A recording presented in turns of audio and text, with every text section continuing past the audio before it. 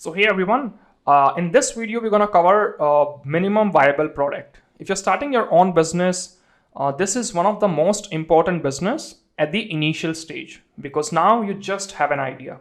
You do not have a team, you don't even have revenue. How exactly you will convince people to join your team, or let's say even investors to maybe give you some amount of capital? Well, that's why minimum viable product is one of the early sign of your idea into a formation stage. So MVP is a way to test your idea to receive feedback from the target audience. Let's say you wanted to start a social media app. I know that's a very old school idea, but in case if you wanted to start a new social media app, how exactly you will omit out the information from your brain to a piece of paper? Or let's say if you're using any online tools like Figma, Adobe XD. So in MVP, you have four different types of stage. You first have your prototype stage. So your prototype will look something like this. Then you have your MVP stage.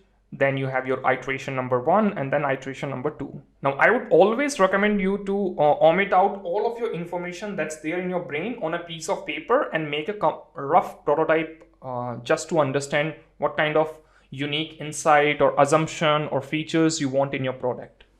Once you build a prototype on a piece of paper, then you have to transfer that prototype on an online tool.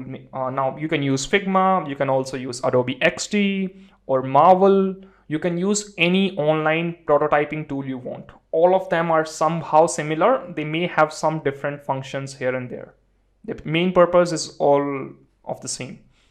So you have to build a MVP from your prototype.